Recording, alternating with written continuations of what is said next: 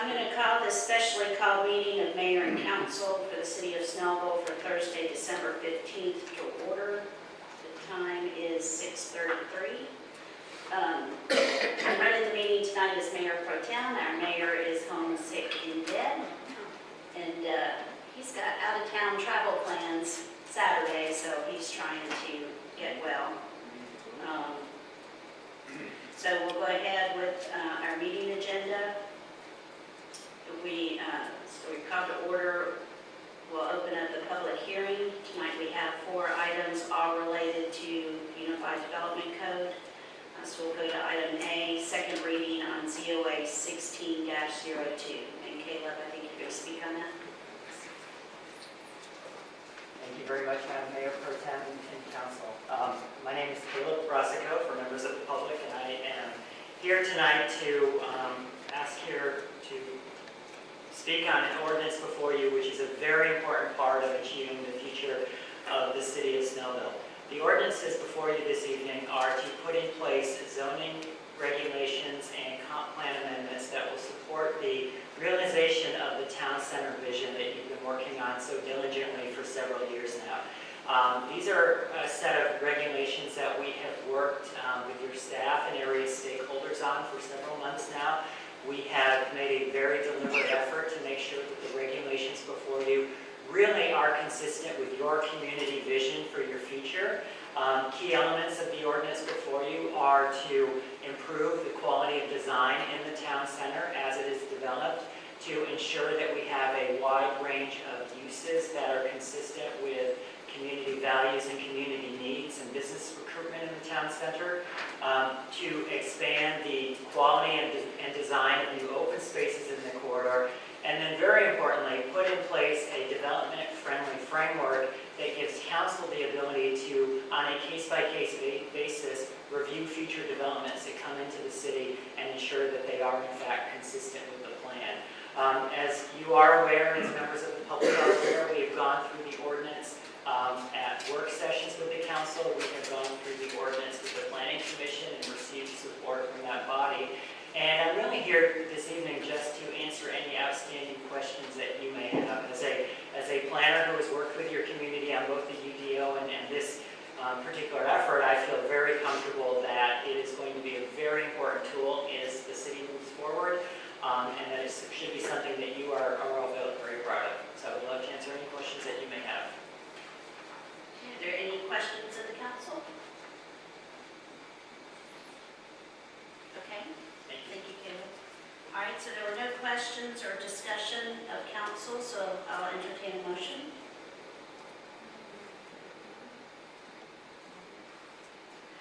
Motion to approve ZOA 16-02 as referenced by the ordinance presented. Is there a number for the ordinance? As referenced by the ordinance presented by by the staff. So there's a motion, is there a second? Second. There's a motion and a second. This is a public hearing, so we will open up the floor to public comment. If anyone would like to speak out either for or against this amendment to the zoning ordinance, please step forward and we'll need your name and address for the record. Marcy Harris, 1749 Ridgedale Drive. I have some questions. On this map, which you can't see, I can see where, Excuse that there's a cord is missing. I'd like to know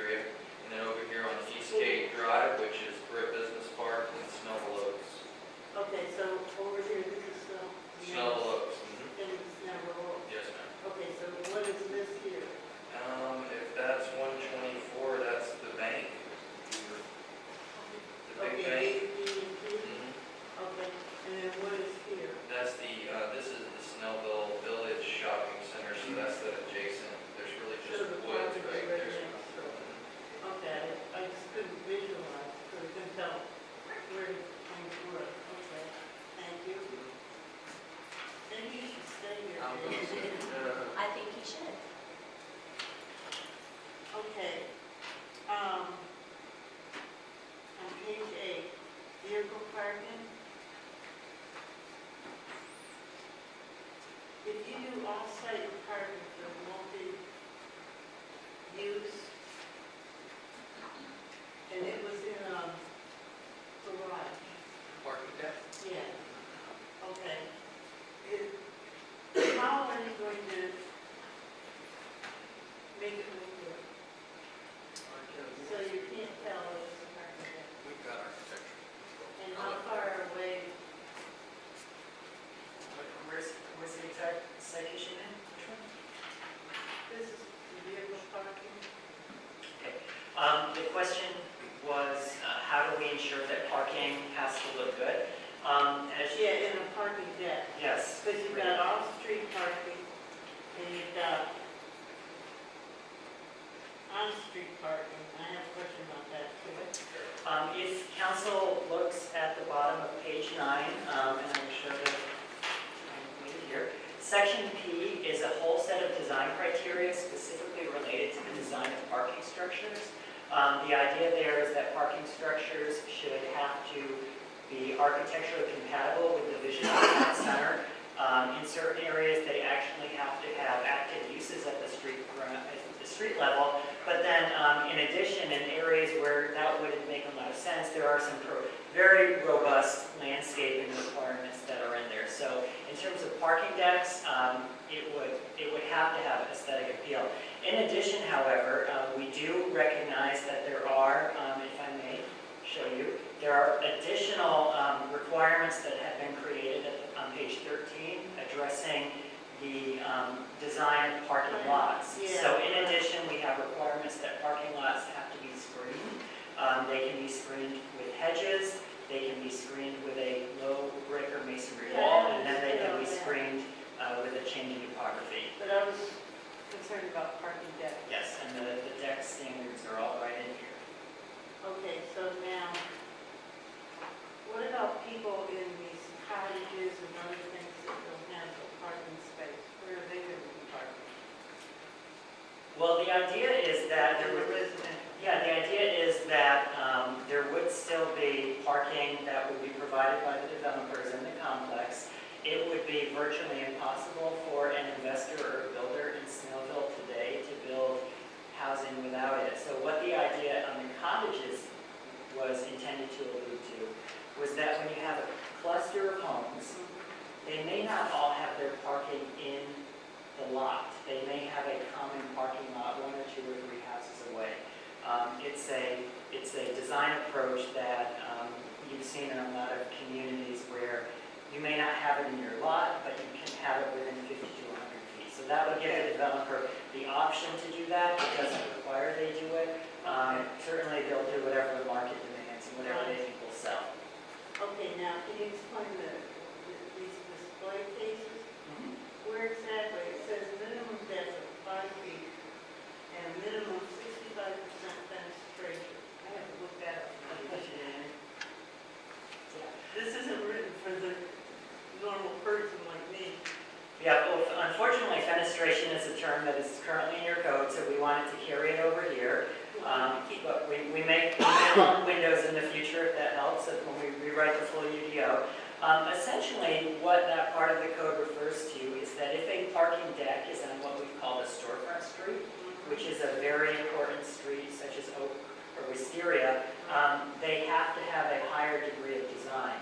So they can have either active uses, meaning shops or offices at the ground floor, or they can create display cases where they actually apply a storefront to the deck where they can put signage or they can put art displays or craft displays, and then they have to do landscaping associated with that. What this part of the code is attempting to prevent, and does prevent, is where you would just have a parking deck and you'd be able to look right in at the cars on the street. Okay. On the street. You can do it, on the side or on the rear. Right, okay, so these display cases then are attached. Yes, ma'am.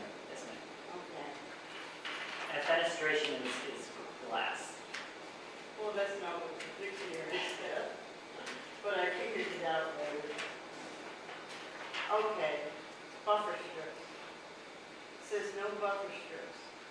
So would it be possible, according to this, that you would have multi-use, like a vet office? And on either side of it would be residential? Well, there are two different zoning districts being created. One is called TCMU, which is the Town Center Mixed Use. One is called Town Center Residential. Right. What the buffer requirements say is that with a Town Center Mixed Use abuts a residential neighborhood, they have to conform with all of the current requirements of BG.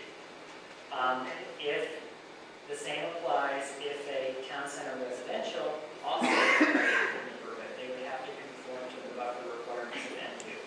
Now, it is possible that you had one developer who had two different Town Center zoning districts. They may have a project where they want to do a commercial area, and they want to do a couple of housing units. We have actually not required the buffer between the two, but only because both of those districts have very rigid design requirements incorporated into them. So we feel comfortable that as part of a master plan project, there would be adequate provisions, adequate protections for the residents within that development. Any residents in any existing neighborhoods that are not part of that development have to be protected by A and B. And we don't know where these districts are going to be. We don't. So we wrote it in such a way that if it's near any existing neighborhood, it has to comply with the current BG and Okay. ORM requirements. But you're not going to have mixed districts as such. Where you get one, like I said. And realistically, it probably will not be lot by lot. It'll probably be, there will be a larger area that's zoned TCMU, and then another large area zoned TCR. I would find it very unlikely that the developer would sort of have a Yeah. broken tooth pattern with zoning. Okay, now on these maps,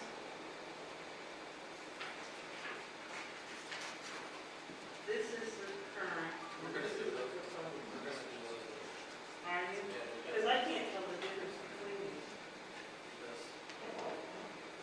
It came down to blue snow roads Okay. and where the business. See, this is so small, but you look at it and I'm going, well, where's the difference? And I was just following the outside. It's the inside. Okay. Okay. Thank you. I got all my questions answered. Very good. Just ready to start the clock.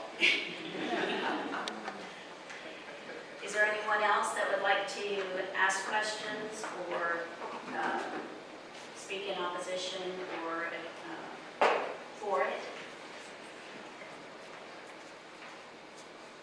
Okay. Mayor, my understanding is the public hearing that just took place had to do with the zoning ordinance modifications. And I think our code requires us to take up a land use plan amendment as a first approval process. So I would suggest that we leave that there's a motion and a second on the table, but if you could take up the action on the land use plan and have the public hearing on it, and actually vote on it, and then come back to this action.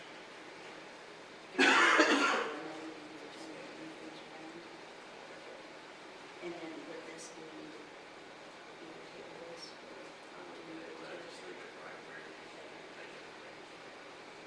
Okay, so we do have a motion and a second on item A, the COA 16-02.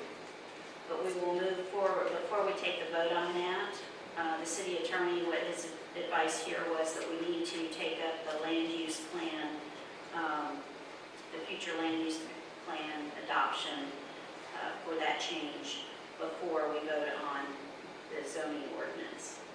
Jason, you have something to say? Oh, no, I just wanted to summarize what was so Marcy basically for the land use plan, and that's close to 84 acres. It's shown, kind of highlighted there. The colors aren't very good on there, but it's also covered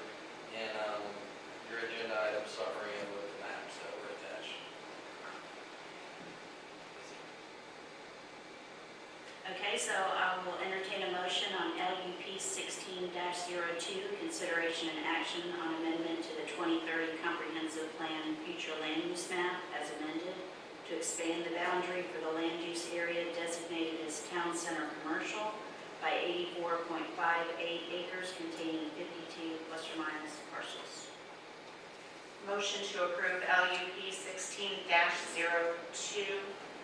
as referenced in ordinance number 2016-19.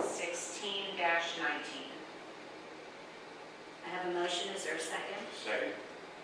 I have a motion and a second. We'll also open up this item for public discussion, public comment. If anyone has any comment on this, for or against, please come forward. See no public comment. Mayor or council, any questions or comments? Okay, so I have a motion and a second on LUP 16-02, so we'll call for the vote. All those in favor, please signify by raising your right hand. That's 5 in favor. All opposed is 0. The motion carries. Now we'll go back to the motion that we have on the floor for the second reading on ZOA 16-02. We have a motion and a second. Any other comment by council? Seeing none, we'll call for the vote. All those in favor of ZOA 16-02, please signify by raising your right hand. It's 5 in favor, 0 opposed. That motion carries. Now we'll move on to item number B, the second reading on CPA 16-02. It's resolution number 2016-20, consideration and action on amendment to the 2030 Comprehensive Plan Community Agenda to add the TCMU, which is Town Center Mixed Use District, and TC-R, Town Center Residential District, to the list of associated zoning districts allowed under the Town Center Commercial Future Land Use Designation. Jason, do you have any comment on that? No, you summarized it pretty well, basically just making the comp plan and the land use map consistent to be allowed to utilize the new zoning districts that you guys just adopted. Okay. Thank you. I'll entertain a motion. Motion to approve second reading CPA 1602, consideration and action on amendment to the 2030 Comprehensive Plan Community Agenda to add the TC-MU Town Center Mixed Use District and TC-R Town Center Residential District to the list of associated zoning districts allowed under the Town Center Commercial Future Land Use Designation. Okay, I have a motion. Is there a second? Second. There's a second. Any comment by council? Seeing none, we need to have public comment on this too. Anyone that would like to speak on this amendment to our comprehensive plan, please step forward. Seeing none, we'll go ahead and call the vote on CPA 16-02. All those in favor, please signify by raising your right hand. That's 5 in favor, 0 opposed. That motion carries. We'll move on to item D, the second reading FDM 16-01, consideration and action on the amendment to the 2030 Comprehensive Plan Future Development Map to expand the boundary for the downtown character area. Correct. As we were explaining earlier, just that additional portion, which is light on this map, that includes the expansion into the Brick Business Park and the Snellville Shopping Center to make it consistent with the future land use map. Thank you, Jason. Mayor and council, or council have any questions for Jason? I'll entertain a motion. Motion to approve FDM 16-01, consideration and action on the amendment of the 2030 comp plan for future development, referenced in ordinance number 2016-20. Okay, there's a motion. Is there a second? Second. There's the motion and a second.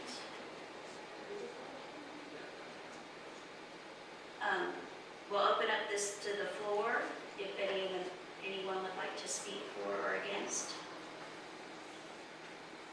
Seeing none, we'll go ahead and call the question. All those in favor of approving FDM 16-01, please signify by raising your right hand. 5 in favor, 0 opposed, that motion carries.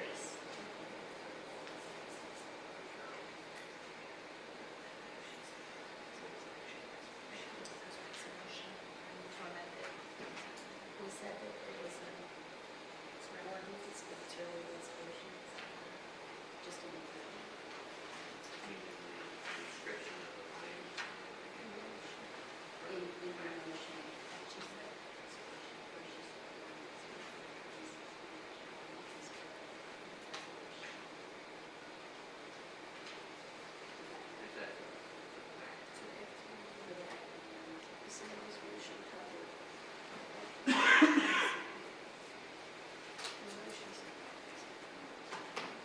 It's a resolution. In the format of the document, and then the sign, there's one separate.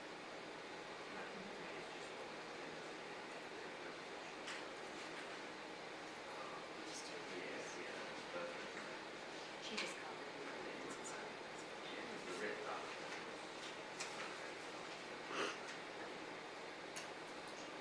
Sorry, a little technical difficulty here.